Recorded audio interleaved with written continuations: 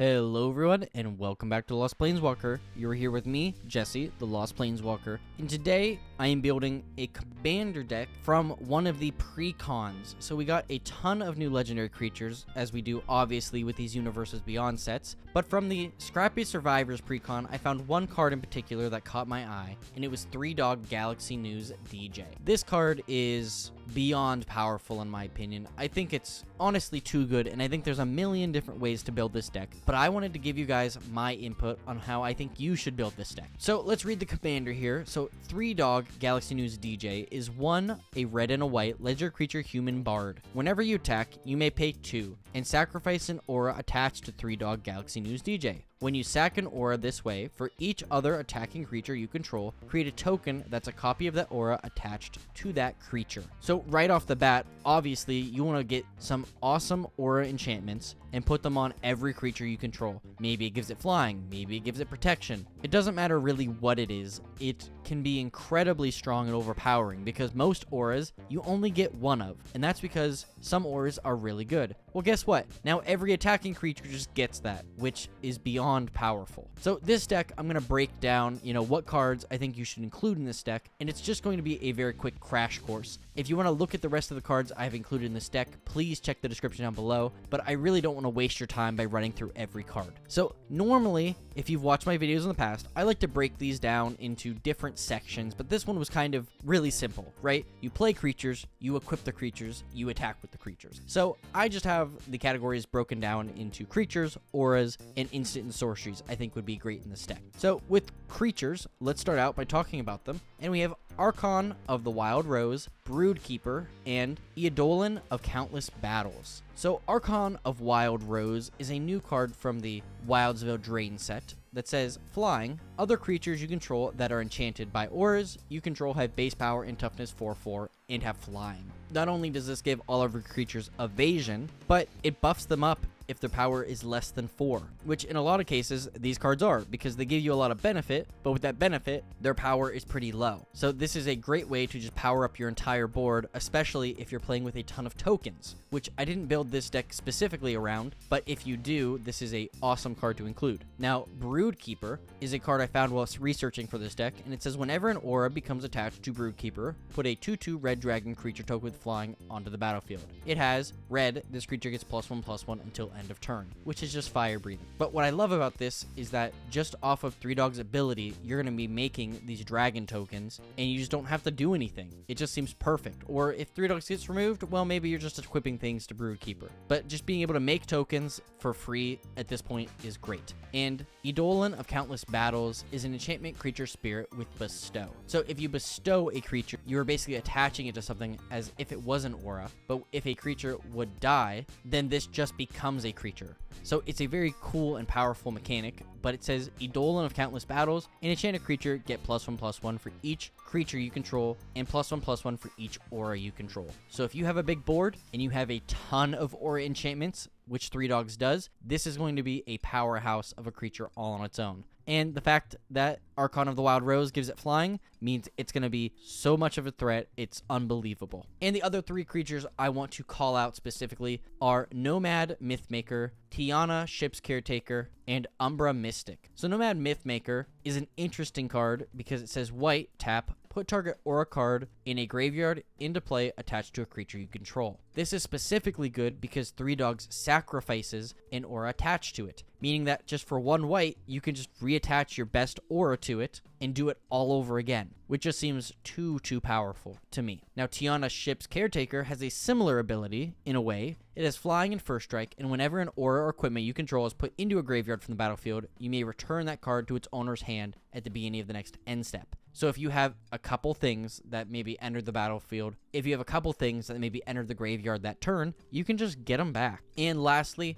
Umbra Mystic, one of my favorite cards in any aura deck. It says auras attached to permanents you control have totem armor. And totem armor means if an enchanted permanent you control would be destroyed, instead remove all damage from it and destroy an aura attached to it instead. So you just give everything basically a shield counter with totem armor, protection from board wipes, protection from combat, protection from basically everything because it just destroys that aura attached to it. So every turn, you're just powering up your board more and more, and making it harder for them to die. So Umbra Mystic, one of my favorite cards ever printed. I've thought about building modern decks around this card because it is just so cool. But here are some of the creatures, and obviously I got a lot more, but I didn't want to talk about all of them, just some of the ones I thought were very good. Now, before I move to the auras and instants I want to show off, I just want to say, if you aren't subscribed to my channel, please do so. I'm going to be putting out videos like this all week, building these kind of crash course guides through these decks, but supplying you with a full list if you're interested in checking those out. I just don't see the point in wasting everybody's time when I can kind of show you what the deck is about, and then you can go investigate for yourself if you are really interested in building this deck, or seeing what else I have to include. So now let's look at the auras I included to show in the deck, and I'm just showing 3 of those off.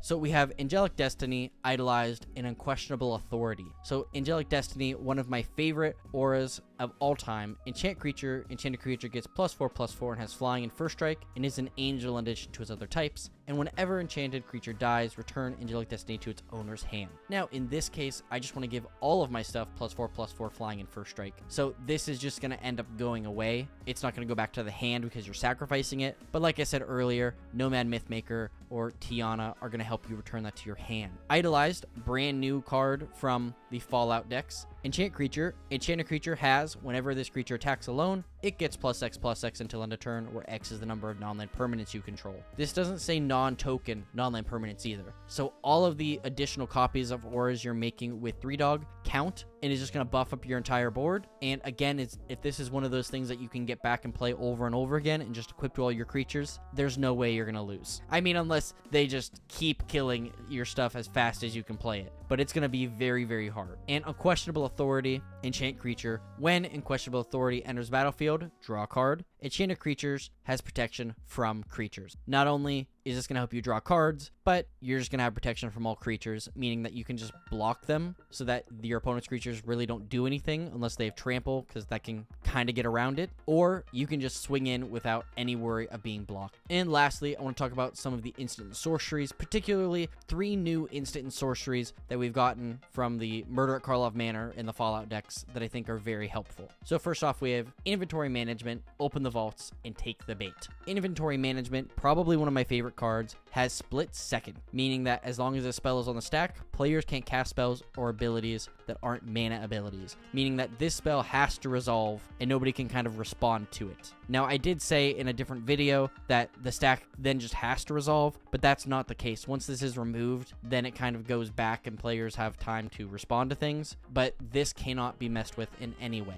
But for each aura or equipment you control, you may attach it to a creature you control. If you're going in for that final kill and somebody's going to kill your creature with something good on it, play Inventory Management and move all that good stuff onto something else and just swing in for the win. Open the Vaults is not a new card. We've kind of seen this before, but it's very good. So return all artifacts and enchantment cards from your graveyard to the battlefield under their owner's control. Auras with nothing to enchant remained in graveyards. And that just means you get to bring back all of that, but if you don't have a creature on the board, you can't get the auras back. But you're not going to play this unless you do. And when you do, you can kind of just equip them all to one thing, or maybe use it as a game ender to equip it to, some of your creatures and just give your board some more, toughness. And then Take the Bait is 2 red-white instant. Cast this spell only during an opponent's turn and only during combat. Prevent all combat damage that would be dealt to you and planeswalkers you control. Untap all attacking creatures and goad them. After this phase, there's an additional combat phase. Whether it's just 2 people at the end of the game or 3, you're going to be able to just steal a bunch of creatures and deal a ton of damage or redirect damage to your opponent's stuff. So this is a very cool effect, and I think it's worth calling out. But like I mentioned earlier, there's a ton of other great cards in this deck that I think are worth checking out. So if you want to check that out, look at the description down below. But I just want to say thank you so much for watching. I've been trying to make these commander deck videos a little more digestible by giving you a general idea of how the theme of the deck plays without having you sit down for a half an hour and just watch me talk about every single card, because there's a lot of things that do similar stuff, or they're just good creatures to include in decks, but you don't really need to waste your time going through all of that. So I just want to say thank you if you got to this point. If there's a card you think I should include, or you check through my deck list and say, hey, Lost Planeswalker, you didn't include this and I think it would work really well in this deck, let me know in the comments down below. I would love to see that. But in addition, if you could share this video with a friend, leave a like, and subscribe to see more videos like this, and see me do the remainder of the Fallout Commander Deck upgrade guides, let me know. Please subscribe. It would mean the world to me. So thank you, thank you, thank you. And today's Today's Scryfall card of the day is Old Fogey. These kids today, with their collector numbers and their newfangled tap symbols, 20 Black Lotuses and 20 Plague Rats. Now that's real magic. Oh, these uncards are the best. But thank you so much for watching, and as always, I'll see you later, Planeswalkers.